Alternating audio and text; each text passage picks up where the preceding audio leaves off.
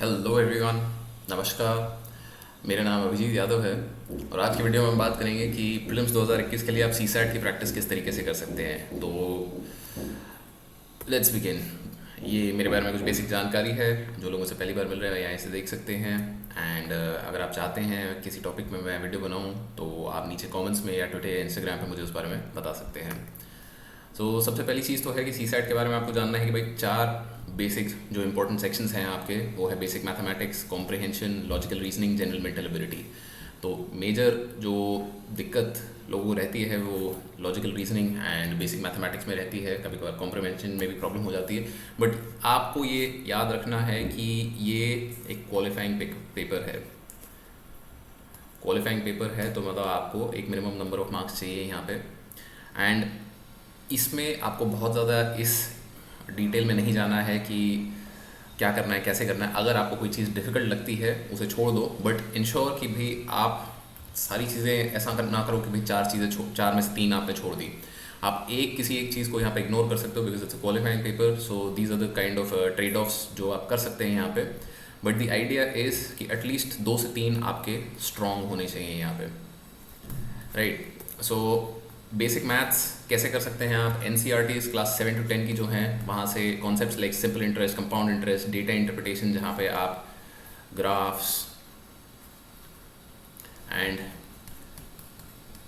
AP arithmetic progression, कुछ basic चीज़ें ये आप देखोगे तो मोस्ट ऑफ द टाइम जो क्वेश्चंस आपके आते हैं वो काफ़ी क्लास 9th-10th लेवल के ही होते हैं। अगर आप डेली बेसिस पे 1 घंटा एन से प्रैक्टिस कर रहे हो क्लास 7 to 10 की, तो you should be able to do these questions. इतना मुश्किल नहीं होगा। Again in CSAT it is very very important. Time management आपको काफ़ी तमीज़ से देखना है, क्योंकि क्या होता है कि भाई लोग अटक जाते हैं एक सवाल पे, बहुत टाइम लगा देते हैं। तो सवाल अगर नहीं बन रहा है तो चुपचाप आगे निकलो, अगले सवाल पे करो। अगेन सेम यहाँ पर एडवाइस आपकी रहेगी कि इजी क्वेश्चंस फर्स्ट। भाई इजी क्वेश्चंस ख़त्म करो पहले, जो जल्दी जल्दी हो रहे हैं, जो सीधे सीधे पता है, आते हैं, समझ आ रहे हैं, उन सवालों को करके उसके बाद फिर आपको लगता है कि कोई और सवाल हो सकता है बट टाइम लगने वाला है, so then come to those questions. तो बेसिक मैथ आप एन 7 to 10 से कर सकते हो। कॉम्प्रिहेंशन तो ये काफ़ी लोगों को लगता है कहाँ से पढ़े, कैसे करें। तो आपने स्कूल में जो इंग्लिश पढ़ी थी तो उसमें भी होता था ना अनसीन कॉम्प्रिहेंशन। उसी तरीके से आपको ये अनसीन कॉम्प्रिहेंशन लेना है। बहुत ज़्यादा इसमें कोई दिमाग नहीं लगाना, कोई अलग से जाके आपको चीज़ नहीं करनी है। आपकी स्कूल की इंग्लिश की बुक्स अगर हैं आपके पास तो you can use those books too. नहीं तो you can obviously use Arihant या टाटा मैग्रो हिल, जिनका if you want links will be in the description, video के डिस्क्रिप्शन में। ये बुक्स भी आप ले सकते हो जिनमें काफ़ी आपको सवाल मिल जाएंगे बेसिक्स आपको प्रैक्टिस करने के लिए। तो कॉम्प्रिहेंशन में very simple thing you have to keep in mind, do what makes sense. ज़बरदस्ती किसी चीज़ को भिड़ाने की, बैठाने की कोशिश मत करो। जो चीज़ साफ कॉमन सेंस से आपको आंसर देना है वहाँ पे, जितना ज़्यादा आप कॉमन सेंस का इस्तेमाल करोगे यहाँ पे कॉम्प्रिहेंशन वाले क्वेश्चंस में, उतना आपके लिए बेनिफिशियल रहेगा। जितना ज़्यादा आप लॉजिक लगाओगे कि भाई नहीं नहीं नहीं वो तो मैंने वहाँ पढ़ा था, ये पढ़ा था, उसकी वजह से ये यूँ हो जाएगा, वो नहीं करना है आपको। कॉम्प्रिहेंशन में जो कॉम्प्रिहेंशन आपको दिया गया है उसी के बेसिस पे आपको जवाब देना है। आपको एक्स्ट्रा इन्फॉर्मेशन बाहर से नहीं लेके आनी है। सो रीड आराम से and use common sense and you should be fine. Next logical reasoning. तो ये जो अरिहंत मैग्रो-हिल की बुक्स मैं बताई थी जो वीडियो के डिस्क्रिप्शन में भी हैं, उनसे आप लॉजिकल रीजनिंग प्रैक्टिस कर सकते हो। लॉजिकल रीजनिंग में बहुत ज़्यादा ऐसे डरना नहीं है, घबराना नहीं है। ये हालांकि आपके लिए सबसे आसान पार्ट होना चाहिए। क्यों? क्योंकि अगर आप लॉजिकली सोच पा रहे हो तो एक तो बहुत ही स्टेप बाय स्टेप आपको चलना है, स्टेप वाइज। आपको कोई इसमें मतलब तिगड़मबाजी नहीं लगानी है कि नहीं नहीं नहीं इसका जुगाड़ ऐसे हो जाएगा वैसे हो जाएगा।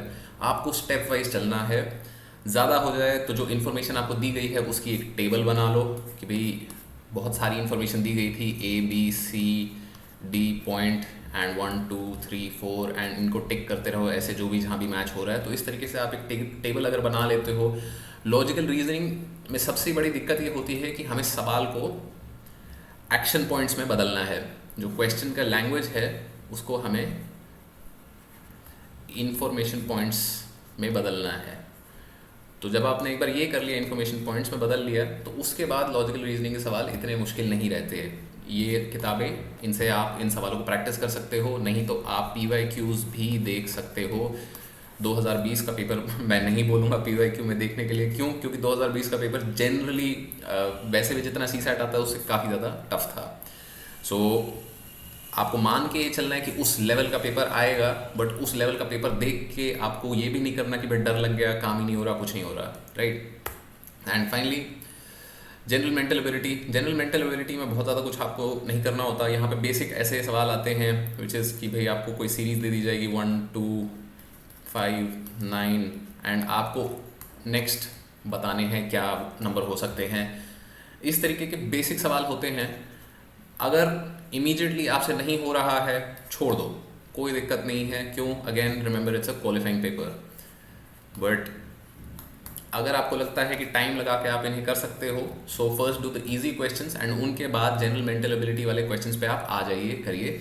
जनरल मेंटल एबिलिटी के क्वेश्चंस जो हैं वो लॉजिकल रीजनिंग से थोड़े कम एफर्ट में आप कर सकते हो, अगर आप प्रोवाइडेड तरीके से स्टेप बाय स्टेप चलो तो। आपको बस यही चीज़ देखनी है कि इवेंचुअली स्टेप बाय स्टेप आप चलते रहोगे तो चीज़ें होती रहेंगी। बहुत ज़्यादा कोई तिगड़म नहीं लगाना है CSAT में। आपको बस एक एक करके 1 2 3, मतलब पहला क्या करना है, दूसरा क्या करना है। मैथ्स में ऐसे ही करते थे ना, तो वही चीज़ आपको ये पूरे पेपर में करनी है। बहुत ज़्यादा कोई मतलब ज़बरदस्ती नहीं है, कॉमन सेंस लगानी है कॉम्प्रहेंशन वाले क्वेश्चंस में। एंड टाइम मैनेजमेंट आपका बहुत ही ज़्यादा ज़रूरी है। अगर किसी भी सवाल पे आप अटकते हो तो भाई उस सवाल को छोड़ दो, आसान सवाल से स्टार्ट करो। Easy questions first, easy questions आप पहले करोगे तो उसके बाद फिर आप ऐसे क्वेश्चंस कर सकते हो जो आपको लगता है will take time taking. And CSAT के पेपर में सवाल छोड़ने से घबराना नहीं है। अगर आपको नहीं आता है तो ज़बरदस्ती नहीं करनी है उस सवाल के साथ। क्यों? क्योंकि नेगेटिव मार्किंग यहाँ पे भी है। एंड एटलीस्ट 1-2 CSAT के सैम्पल टेस्ट आप दे दो, एटलीस्ट 1-2, मोर एज नीडेड। क्योंकि इन 1-2 टेस्ट से आपको ये पता चल जाएगा कि भाई कितना एफर्ट आपको अगले 1-1.5 महीने में रिक्वायर्ड है। तो with that will and the video here today. बहुत ही बेसिक सी चीज़ है कि कौन सी किताबें आप कर सकते हो, क्या कर सकते हो। बट मेजर चीज़ जो रहेगी आपकी वो यहाँ रहेगी कि आपको प्रैक्टिस करनी पड़ेगी अगले 1-1.5 महीने, 1.5 महीना नहीं, सॉरी 1 महीना एग्जैक्टली रह गया, ऑलमोस्ट कम ही रह गया। उसमें आपको डेली बेसिस पे अगर 1 घंटा 1.5 घंटा आप इन सब सब्जेक्ट्स की प्रैक्टिस कर सकते हो तो you should be good to go. So that's it for today's video. I hope आप लोगों को पसंद आया। If so please like share subscribe and thank you for watching.